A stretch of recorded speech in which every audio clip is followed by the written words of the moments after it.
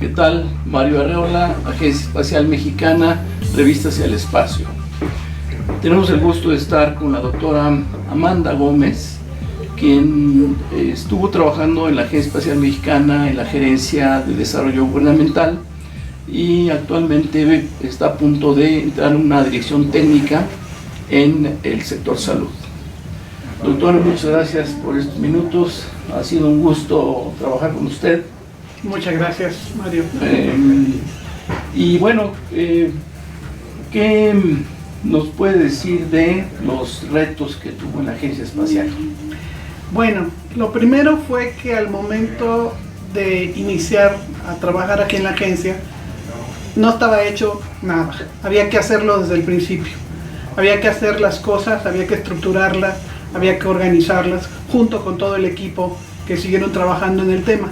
Creo que eso, el aprender cómo se hace un proyecto desde el origen, es bastante educativo, aprende uno muchísimo. Esos fueron los principales retos, es qué vamos a ponerle adentro en las áreas que fuimos asignados. Claro. ¿Qué fue lo más importante? Lo más importante, bueno, en mi caso, lo más importante es aprender a usar el espacio para las aplicaciones sociales. Creo que eso me lo llevo y lo dejo a ambos casos.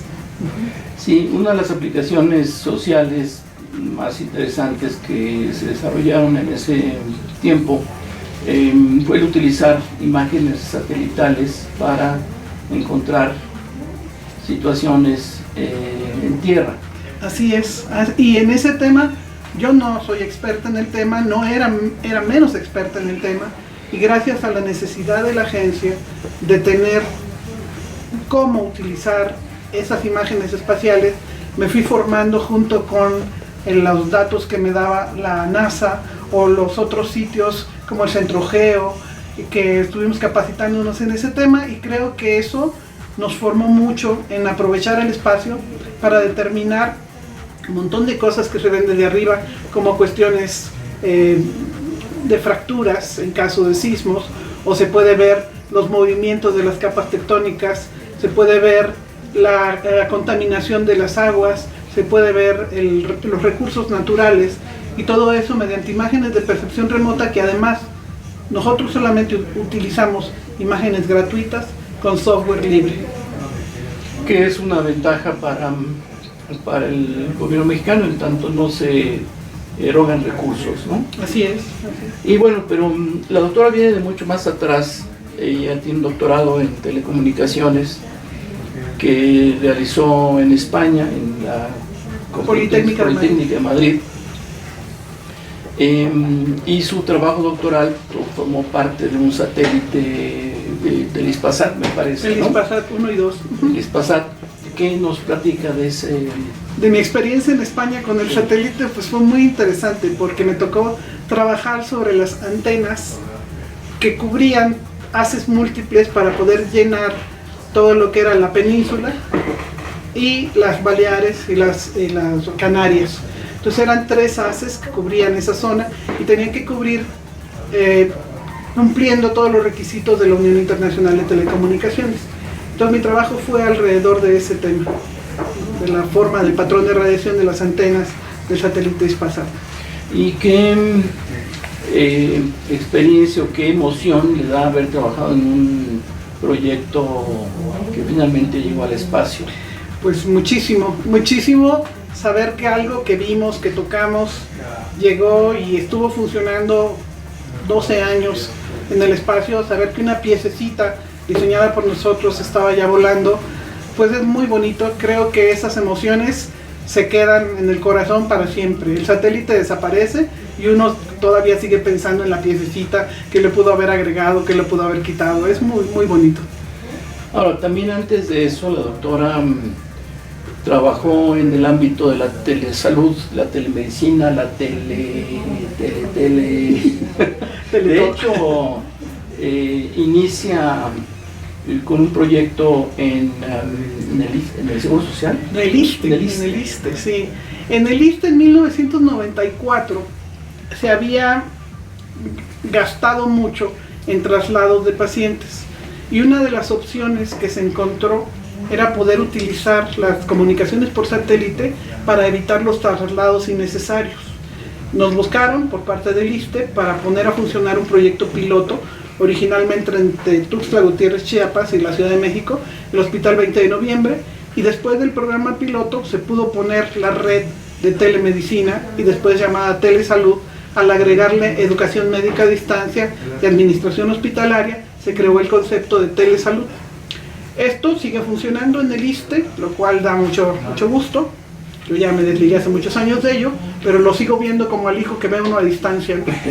Sí, y bueno, después de esto, aprovechando la percepción remota, hemos trabajado en el uso de geomedicina o geografía de la salud, así llamada, que es aprovechar la percepción remota para determinar zonas, cercos sanitarios, zonas donde puede haber algún tipo de enfermedades, y de esa manera hacer prevención y predicción de modelos de chinche, de chagas o de dengue, chikungunya, zika, etcétera, ¿no?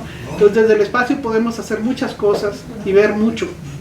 Sí, bueno, eso se está realizando actualmente. Sí. Yo sé que en Guadalajara el hospital civil tiene que ver con esto y han mandado equipos de tierra a verificar lo que desde el espacio se puede determinar como una zona de alta probabilidad de existencia. Sí, originalmente este proyecto se genera en Los Guerreros, en San Martín Hidalgo, Jalisco, como parte de las redes del CONACYT, en este caso es la red CITE, en la cual aplicamos y nos dieron algunos recursos para poder utilizar, para hacer el modelo de predicción, juntando investigadores de diferentes áreas como los agrónomos, médicos, sociólogos, antropólogos, para poder determinar en la zona de riesgo.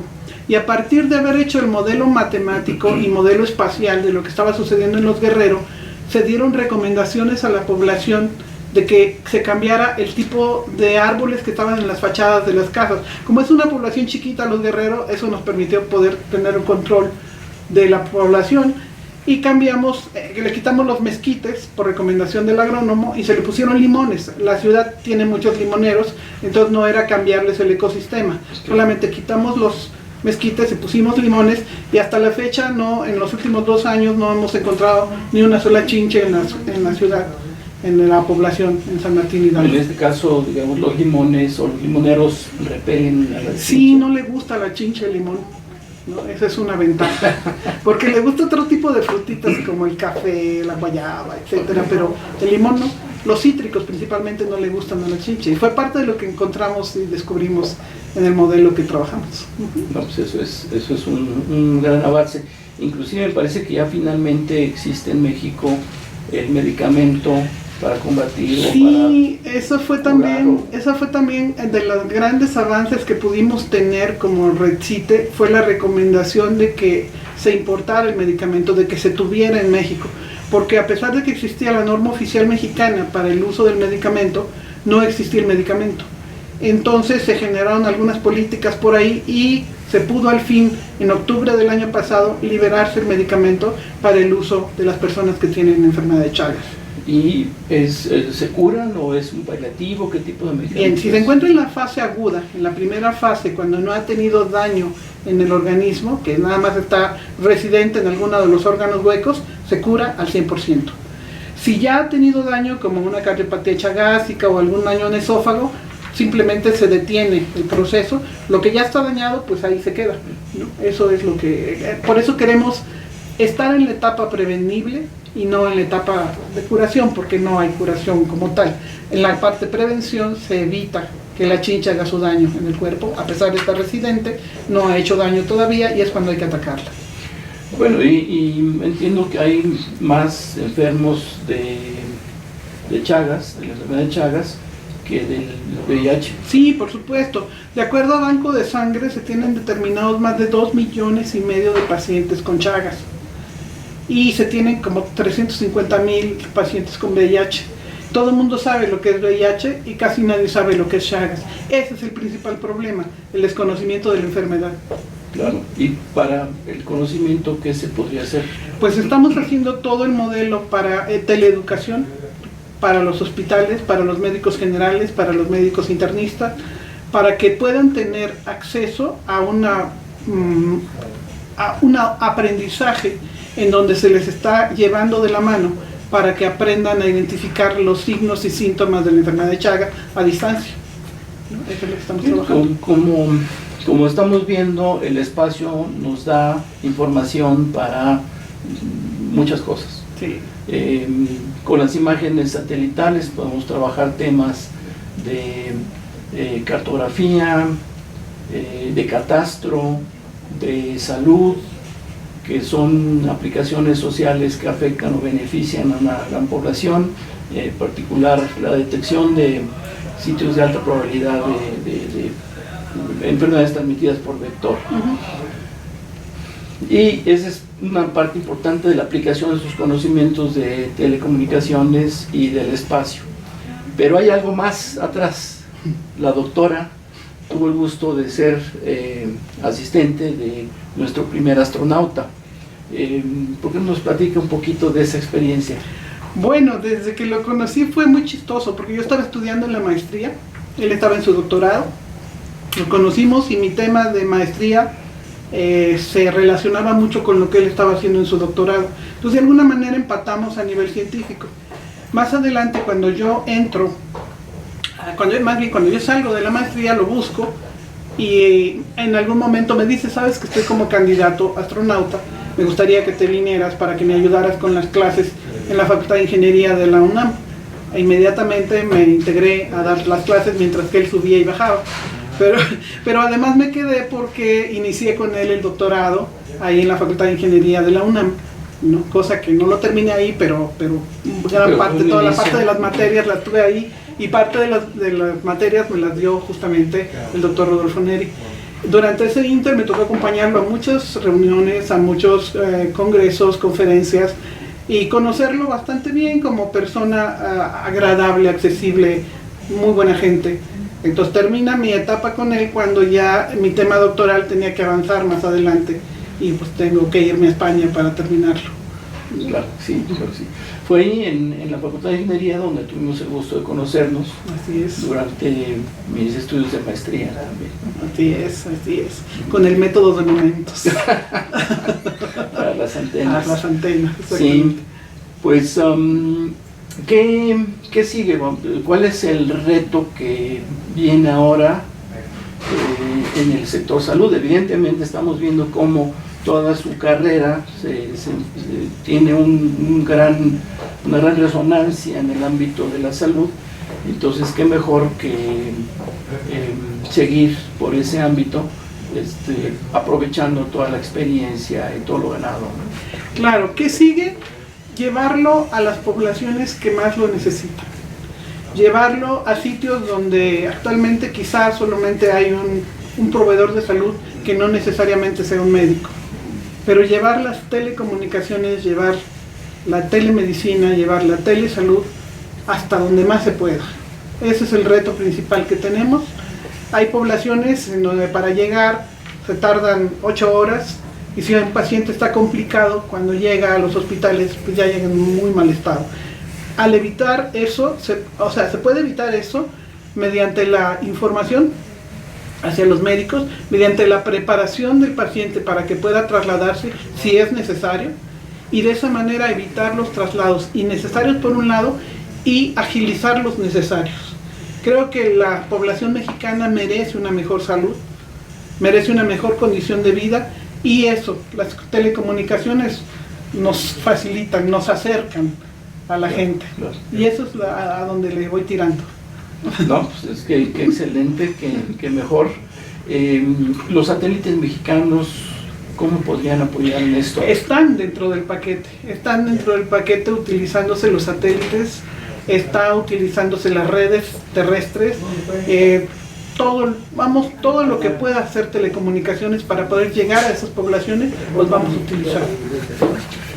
El programa México Conectado, todo lo que podemos tener, ¿no? Pero sobre todo normando y regulando bien.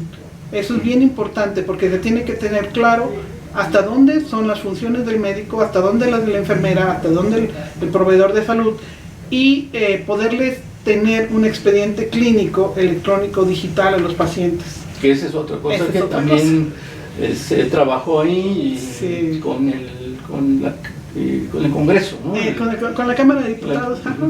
Así es. Entonces vamos a seguir por ese tema, normando y regulando la telemedicina, telesalud, teleeducación. ¿Qué es el expediente clínico digital? Pues el expediente clínico digital son los datos del paciente con diferentes niveles de acceso para que no todo el mundo pueda ver el historial médico de uno, sino en función si eres la enfermera, la trabajadora social, el psicólogo, etcétera. Se van abriendo puertas en el expediente para poder tener la información. Probablemente la trabajadora social solamente tenga el nombre y el domicilio, el teléfono de la persona, pero su médico tratante puede tener acceso hasta si sus familiares fueron vacunados. Entonces todo eso, esa regulación y esa normatividad tiene que ser muy importante para el resguardo de la privacidad y de la confidencialidad de los datos del paciente. Hasta hoy el problema ha sido que la firma electrónica no está regulada a nivel de salud. Está regulada, por ejemplo, en el banco, está regulada en Hacienda, pero no la tenemos regulada en el sector salud. Entonces, hacia allá vamos, hacia hacer toda una política de regulación de la firma electrónica, para poder que todo mexicano tenga simplemente por su nombre, por su día que nació, etcétera, un número que corresponde a su expediente clínico, pero además algunos filtros que se van a poner para que no todo el mundo pueda tener acceso a esa información, sino a las gentes que sean las necesarias. Pues es muy importante porque cuando uno visita diferentes médicos, la información del estado de salud con el especialista se queda en el especialista. Y en mi caso yo no me entero de nada de lo que está pasando, me dan medicamentos, me curo y... Claro, y el paciente es el dueño de su información. Así debe ser. Así es como estamos pensando desde un principio. El paciente autoriza que la use el médico. Pero siempre se ha manejado como que el médico es el dueño de la información y el paciente nomás te cura. Pero ya pronto va a cambiar. Sí, ya, eso espero. No, sí. Muy bien. ¿Algo que quiera comentarnos o algún mensaje que les dé a las chicas que nos ven, por ejemplo? Bueno, a las chicas que sí se puede, ¿no? La primera es que aquí, sobre todo en la Agencia Espacial Mexicana, el hecho de ser mujer o de ser hombre no ha sido la manera en que nos conducimos. Teniendo la capacidad y teniendo las herramientas, los sitios nos están esperando. No es ser hombre o ser mujer, ¿no? Entonces, si nosotros llegamos con esa actitud, con las herramientas, lo que sigue es trabajar, ¿no? Entonces, bueno, pues te digo, mi experiencia de haber estado en la Agencia Espacial Mexicana ha sido muy interesante, muy formativa, y creo que se lo voy a agradecer siempre el haber pasado por aquí, ¿no? Pues muchas gracias, que nos toca. Y nos vemos pronto. Claro que sí, ¿no? claro que sí. Muy bien, pues muchas gracias. Mario Arreola, Revista Hacia el Espacio, desde la Agencia Espacial Mexicana.